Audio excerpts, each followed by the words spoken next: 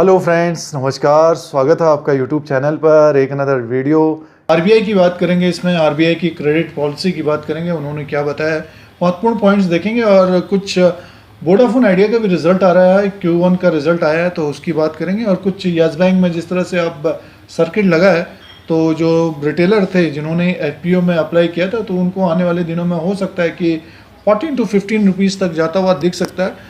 But ये है कि वोडाफोन आइडिया में जिस तरह से रिजल्ट आया है और अब सुनवाई भी होगी, तो थोड़ा सा ये कि जो रिटेलर्स उसमें कामकाज करते हैं उनके लिए दिक्कत बड़ी है। चैनल पर अगर आप नए हैं तो सब्सक्राइब और बेल आइकन को प्रेस करिए। आप लोगों को इसी तरह से इंडिया का जो शेयर मार्केट है, स्टॉक मार्केट है, उसका अपडेट, एनालिसिस सारा कुछ लेटेस्ट देने की कोशिश करते हैं। आपको यूट्यूब की तरफ से नोटिफिकेशन और लाइक का बटन भी दबा दिया करें। देखिए, आरबीआई की जो क्रेडिट पॉलिसी थी उसमें से आरबीआई ने, देखिए रिजर्व बैंक की जो क्रेडिट पॉलिसी थी उसमें से रेपो रेट को अनचेंज किया है, 4% ही रखा है। और दूसरा महत्वपूर्ण पॉइंट ये है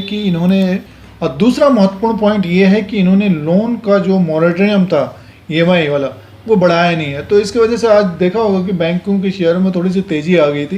तो आने वाले दिनों में ये अच्छा खासा ऊपर की तरफ जा सकते हैं बैंक्स, क्योंकि काफ़ी ये अभी दबाव था आरबीआई के ऊपर भी कि EMI को, मॉरेटोरियम को बढ़ाया जाए, बट इस तरह का हुआ नहीं। तो ये एक अच्छी बात है बैंकों के लिए। और दूसरा महत्वपूर्ण पॉइंट ये है कि जो गोल्ड लोन लेते हैं, गोल्ड से लोन लेते हैं, उनके लिए 90% कर दिया है। पहले 75% था, वो अब 95। तो ये कुछ महत्वपूर्ण पॉइंट्स आप लोगों के लिए थे आरबीआई के द्वारा, और जिसमें से रेपो रेट को चेंज नहीं किया गया है और मॉरेटोरियम को बढ़ाया नहीं गया है, और कुछ स्मॉल बिजनेसेस को राहत दी गई है। तो दोस्तों, ये आरबीआई की आज अच्छी पॉलिसी थी। इसी की वजह से आपने देखा कि निफ्टी निफ्टी 50 लगभग 11,200 के आसपास तक गया है, ऊपर की तरफ लगभग 11,256 तक गया है। आरबीआई के जो क्रेडिट पॉलिसी थी एक तरह से बाजार को पसंद आई, तो उसकी वजह से निफ्टी लगभग 100 पॉइंट्स ऊपर की तरफ है, और एक तरह से हडल बना हुआ है 11,300 के आसपास। तो हो सकता है इसमें प्रॉफिट बुकिंग भी आपको दिखे, जिस तरह से आपको हमने देखा होगा कि एक हफ्ते पहले प्रॉफिट बुकिंग आई थी, तो उसी तरह से प्रॉफिट बुकिंग भी आ सकती है। अब देखिए, ये लगभग आप ओपन, हाई और लो का हिसाब देखेंगे।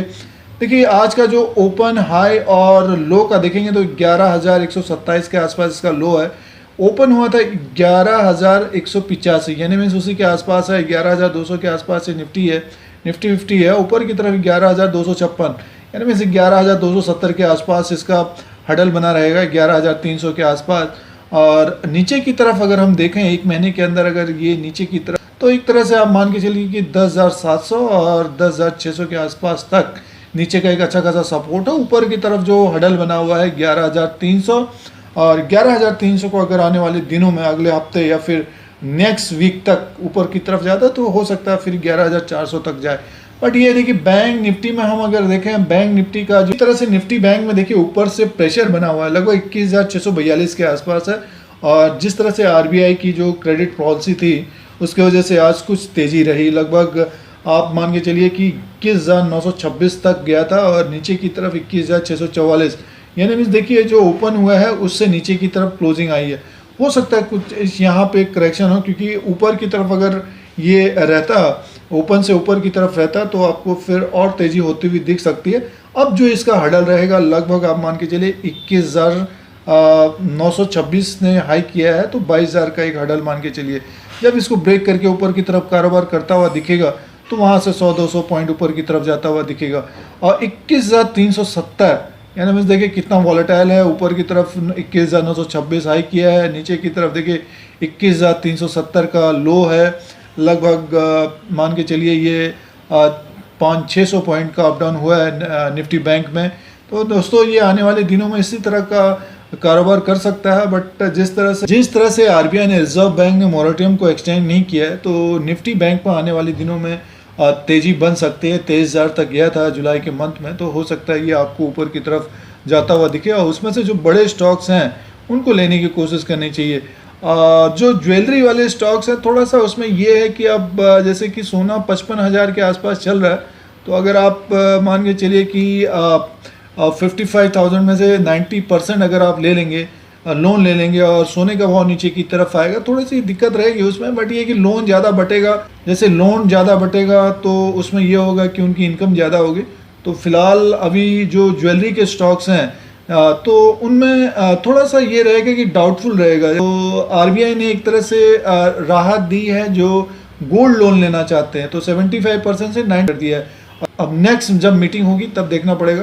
फिलहाल तो ये अच्छा रहा। अब जो वोडाफोन आइडिया में Q1 का जो रिजल्ट रहा है, लगभग 25,460 करोड़ का लॉस हुआ है और आरपू लगभग 114 के आसपास आया है और लगभग ये 121 के आसपास था और उसका कारण रहा है लॉकडाउन और कोविड-19। इसकी वजह से आरपू नीचे की तरफ है। और वोडाफोन आइडिया में आप देख रहे हैं कि पिछले कुछ समय से जैसे कि कोर्ट में भी केस चल रहा है। अब देखना पड़ेगा कि आने वाले दिनों में भी सुनवाई होगी। अगर गवर्नमेंट राहत देती है तो फिर ये स्टॉक ऊपर की तरफ जाता हुआ दिख सकता है। जिस तरह से कंपनी अब पूरे सरकार का डिसीजन और कोर्ट के डिसीजन के ऊपर है, तो देखने वाली बात होगी कि वोडाफोन आइडिया किस तरह से सरवाइव कर पाती है। स्टॉक तो लगभग 8 रुपये के आसपास है, तो अगर 25,460 करोड़ का लॉस दिखाया तो हो सकता है कि स्टॉक आपको नीचे की तरफ आता हुआ दिख सकता है। चार्ट की तरफ देखते हैं तो लगभग इसके 5, 5.5 और 6 रुपये के आसपास तक आता हुआ दिख सकता है। देखिए यस बैंक में एक तरह से सर्किट लगा हुआ है। अब देखना पड़ेगा कि ये 15 रुपये को क्रॉस करेगा नहीं करेगा। हो सकता है कि आपको इसी तरह से सर्किट दिखे और लगभग 16 रुपये तक जाए। तो जिन्होंने HPO में फॉलो ऑन पब्लिक ऑफर में अप्लाई किया था तो उनको एक तरह से बेनिफिट रहेगा और लगभग 30 से 40% मिलता है। तो अपने अनुसार देखिए और हो सकता है कि लंबे समय में आपको यस बैंक ऊपर की तरफ जाता हुआ दिखे, बट ये है कि एकदम से ऊपर की तरफ नहीं जाएगा। और जो डेवलपमेंट हो रही है यस बैंक में तो डेफिनेटली स्टॉक ऊपर की तरफ जाता हुआ दिख सकता है। इसमें देखिए अब वोडाफोन की बात करते हैं। जिस तरह से नुकसान रहा है और पिछले कुछ सालों से नुकसान ही रहा है, बट ये है कि रिटेलर काफ़ी एक्साइटमेंट होते हैं इसमें। वोडाफोन आइडिया में जब ये 3-4 रुपये के आसपास था तो काफ़ी इसमें ट्रेडिंग और काफ़ी अच्छा ये ट्रेड भी करा रहा था, लगभग 4 रुपये से 6 रुपये 7 रुपये। बट ये कि गूगल की जो न्यूज़ आई उसकी वजह से फिर काफ़ी इसमें लोगों ने प्रॉफिट बुक कर लिया। 8 रुपये से 10 रुपये के बीच या 12 रुपये के बीच काफ़ी अच्छा दिया। अब लोग वेट कर रहे हैं कि 5 या 6 रुपये पे आए तो फिर से इसमें कुछ एंट्री की जाए या फिर डिसीजन किस तरह का रहता है। अगर सरकार की तरफ से रिलीफ मिलता है और डेफिनेटली स्टॉक ऊपर की तरफ जाता हुआ दिखेगा। बट ये टेक्निकली इसमें देखिए लगातार नीचे की तरफ आ रहा है अभी ये, और कुछ न्यूज़ और कुछ पॉजिटिव के कारण ऊपर की तरफ तक गया था। ये आप देख रहे हैं ये लगभग 11-12 रुपये तक गया था, वहाँ से अब ये 8 रुपीज़ के आसपास तक आ गया है।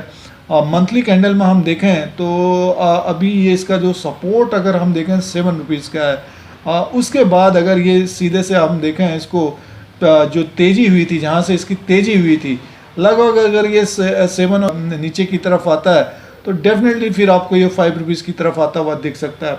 तब देखा जाएगा, जो अगर वोडाफोन में इंटरेस्टेड हैं तब देखा जाएगा। बट ये जो 8 रुपये और 7 रुपये के आसपास लिए हुए हैं, अगर आपने ज़्यादा एक्स्ट्रा लिया है मीन्स अपने पॉकेट से ऊपर का लिया है, थोड़ी सी दिक्कत हो सकती है। अभी न्यूज़ आने दीजिए, उसी के बाद आप एंट्री भी कर सकते हैं। जिस तरह से 25,000 करोड़ का नुकसान रहा है, APU भी नीचे की तरफ है, तो थोड़ा सा ध्यान दीजिए। और जब डाउन में मिले, जब नीचे की तरफ आता है लगभग 5 से 6 रुपया या फिर उससे भी नीचे मिलता है, तब देखा जाएगा। और उसमें फिर खोने के लिए कुछ है नहीं वोडाफोन में, क्योंकि कंपनी चाह रही कि गवर्नमेंट से राहत मिले, तभी ये स्टॉक ऊपर की तरफ जाता हुआ दिख सकता है। काफ़ी रिटेलर कामकाज करते हैं वोडाफोन आइडिया में। तो दोस्तों ये वोडाफोन आइडिया में का जो Q1 का रिजल्ट था उसको बताने की कोशिश थी, और टेक्निकली इसमें अभी कमजोरी बनी हुई है। और दूसरा यस बैंक में सर्किट लगा हुआ है। और तीसरा ये था कि RBI reserve bank of India की जो क्रेडिट पॉलिसी थी उसमें अनचेंज किया गया है और मोरेटोरियम को बढ़ाया नहीं गया है। अगर आपको ये YouTube channel India Dheeraj Singh देखना है तो सब्सक्राइब और बेल आइकन को प्रेस करिए। आप लोगों को इसी तरह से इंडिया का जो शेयर मार्केट है, स्टॉक मार्केट है, उसका अपडेट एनालिसिस